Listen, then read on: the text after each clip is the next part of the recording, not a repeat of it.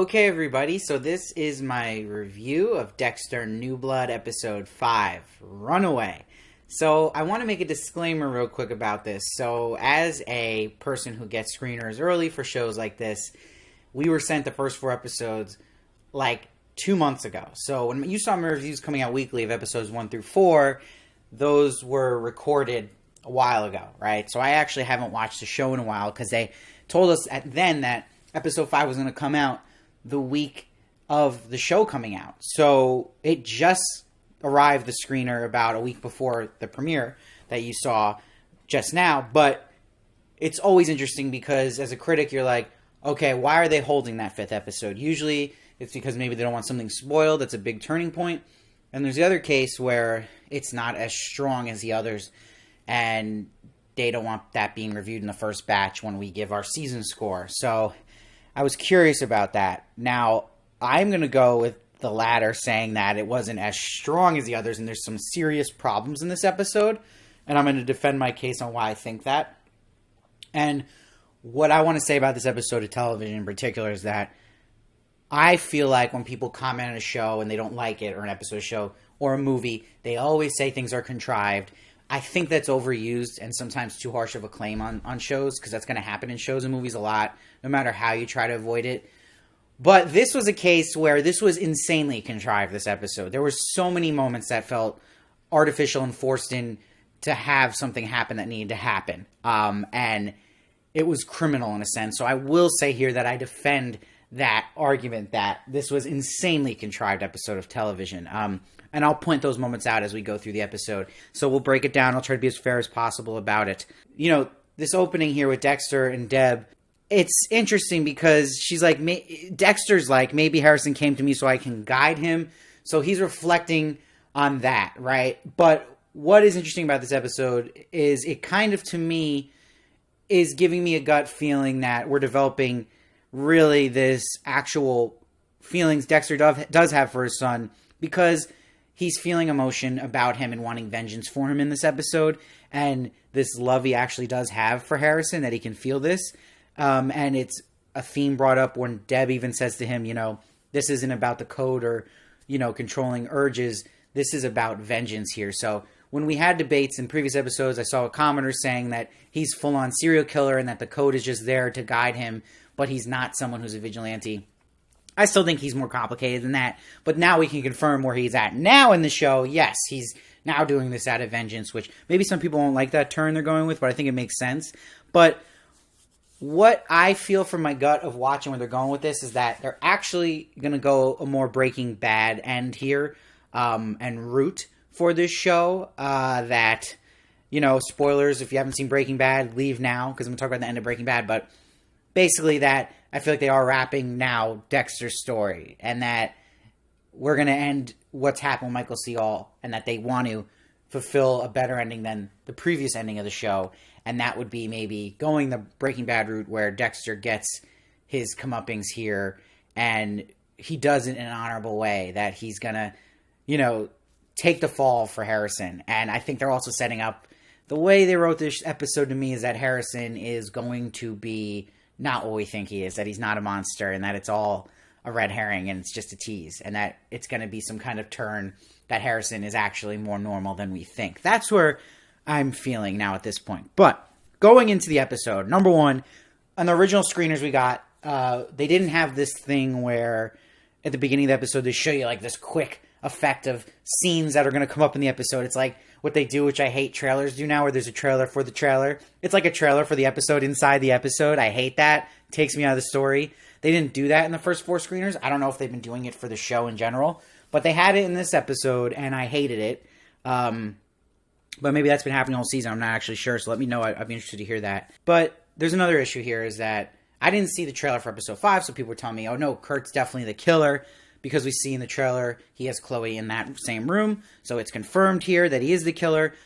Okay, I'm not so thrilled about that. We'll see where it goes, but so far it's boring me, because now we know who the killer is, and that was obvious from the start then, because it was, you know, you saw it with his eye and that mask in episode 1, it was probably Kurt Caldwell. It is Kurt Caldwell. So what's tough about this episode and brings it down for me is that even, yes, the point of this episode for Kurt's storyline with Chloe here is to see Kurt is having a case where it's not going to plan to his ritual, right? This girl is resisting the usual steps that he gets to fall into his trap and have them get sniped from far away, right? But that's not the case here. So it's upsetting him. You know, it's not following to whatever he does where it's embalming these bodies, preserving them. It messes it up because he now shot this girl in the eye. But is it that interesting? No. Am I on the edge of my seat about that stuff? No. Do I really care? No. And I think that comes from now we've lost the mystery of who is this other killer. That is gone. We know it's Kurt. So you're kind of seeing like, okay, where are they going with this Kurt stuff? Clearly it's leading towards Harrison stuff, which we'll get into. But just with his story alone with Chloe, I thought it was just a lot of just, okay, great, like shoulder shrug. I don't really care because it's also blended with a story that also is a problem to me in this episode in particular was Molly and Angela because they're following a trail about Matt. But we as the audience already know that Matt's not there, that Matt's dead.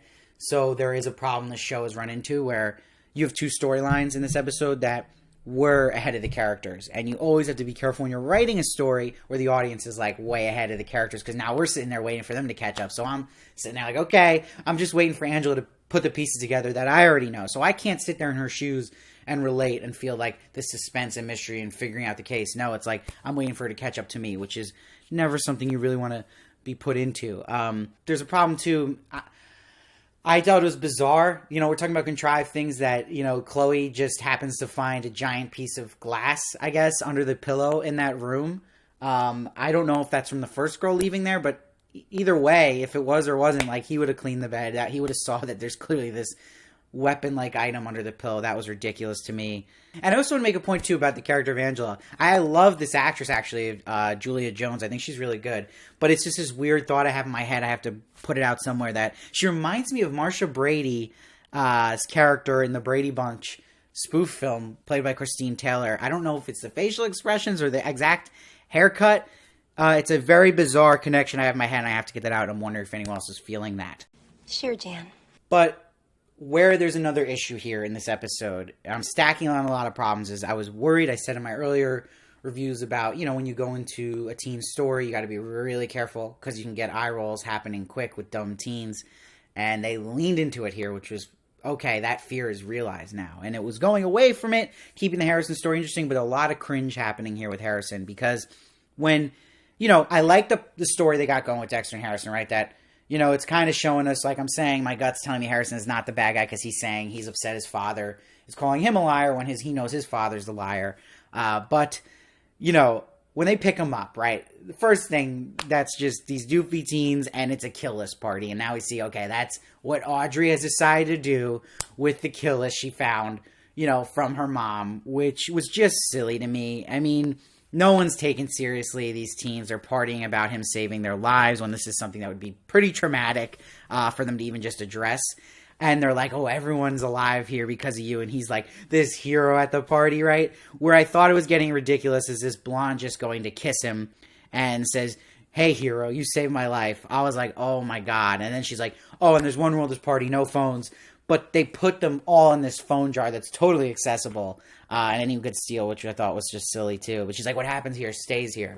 And then she gives him ecstasy, and of course he takes it. So there's dumb decision number one by Harrison. I get he's emotional, but this was just getting absurd. And this really happens when this girl, you know, asks him to carve an H into her ankle because he's her hero. I was like, oh, man. And, you know, we're supposed to pay attention to his reaction to the blood. He kind of just seems stunned by it. So it's not kind of like the Dexter reaction where he gets that urge and craving from it. But we got this drawn out sequence of being in Harrison's shoes when he's on these pills. And then he takes another pill and is drinking beer like an idiot.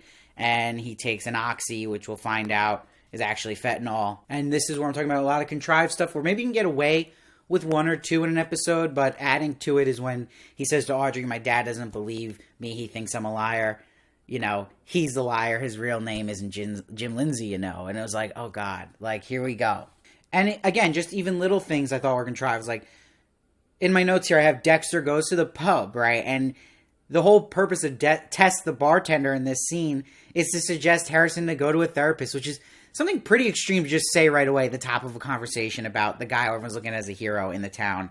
And you know, we even see Kurt just shows up right at this time, is playing the song he always plays, and dances with Tess, kind of telegraphing that she's probably going to be a victim soon. But again, a lot of this just felt so forced. But we see when Dexter shows up to the hospital to Harrison, who OD'd here, you know, he finds out it's fentanyl, so he knows it's just like messed up drug dealer who's basically killing people, selling this stuff. And this makes him feel that rage we're talking about, where he wants vengeance now. This isn't just about the code or urges. It's his actual love for Harrison, his son. And where Dexter makes, you know, his criminal mistake as a father here, and he's trying to be a good dad, is trusting Harrison to go to this therapist by himself and leaving him alone at the home, because Harrison ends up deciding, you know what, I'm leaving town again. And this is his kind of MO, Harrison. He just runs away, I guess. But it sets up his actual therapy session will be with Kurt. And the problem with Dexter leaving him alone after having an OD and having all these, you know, mental issues he's clearly showing is now he's run into Kurt, who's going to be a problem for Harrison. And he was warned, Dexter, here by Deb in his conscience about don't go on this killing spree out of just vengeance, you know, and just killing in general. It's never working out for Dexter. And she's constantly mentioning how that's caused him all this messed up stuff in his life already. It never does good for him, because he goes now super relapse, goes to get his classic tools even for killing. But it still even felt contrived. It's just like, yeah, he goes to the animal doctor in town, you know, and when I'm talking about other stuff that just seems so convenient, like they're stacking it on here, right? The convenience, like Logan showing up when he goes to kill this drug dealer and stabs him with a syringe right on cue. And then when he goes to kill the top drug dealer who's making the pills, Logan shows up right on cue. It's constantly happening here, where, again, it's just too much. And even some of the writing was just really taking me out of it, that just didn't feel realistic. And that even comes to, yes, when Dexter shows up and is staking out this first drug dealer, Miles, and he meets him at the pub, he's like, heard you might know where to get some blues. Now, I'm not saying drug dealers are smart people here, but this has to be the dumbest drug dealer on the planet, because he doesn't even ask, like, how did you hear about me or anything? And this guy, Dexter, clearly looks like an undercover cop. He's asking the things an undercover cop would ask, and he just goes with them. So that, to me, was just not earned and just not believable. But if there's one thing I loved about this episode, you know, Dexter is at Jasper's house, and he's going to kill him. And we get the best line of the season where he says, hell, I should just kill this guy because of his wallpaper. That was great. But it's so bizarre, because it's followed by probably the worst line of the season, where he sees Jasper plays video games, and he's like, he likes to play games, but I'm not here to play. Come on. Come on. So before we go back to Dexter's story here in Harrison, I want to talk about this conference Angel Batista's at, right? Which is a huge reappearance of Angel from the original series. Maybe he's a little rusty on the acting, but I don't want to be, you know, too judgy on one episode, but it wasn't the best. But Angel brings up the Trinity Killer case, because this is a case of a cop following their gut in Deborah Morgan. He's like, she never gave up, and she died, and the brother too. Tragic. And then he goes, he had a little son, and he's like, oh, what was his name? Oh, he goes, oh yeah, Harrison. So again, this is where it's like feeling really just too easy now and silly, and it's feeling like a soap opera, how everything's just coming tightly so easily for us to have Angela find out about Dexter now. Like, this really made me roll my eyes, the line where he said, you know, Harrison and cute kid, because it leads up to when Audrey reveals to Angela what Harrison said, that his dad's name isn't Jim Lindsay. And we get this like soap opera reaction style, you know, shot where it pushes in on Angela's reaction. Like, she puts it all together. I was like, oh my God. You're just a slut.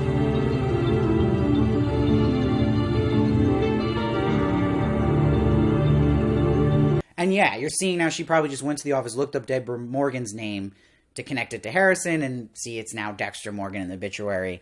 This man that, you know, Angel mentioned had died, and now sees that's not Jim Lindsay, which is a big reveal, but again, it feels so contrived to get to that. The way it was revealed was just so easy. And even the way that they made it, that Angel was just happened to be at this hotel, happened to be his only purpose in this episode, you know, was to get Angela that information about Harrison. So it's frustrating.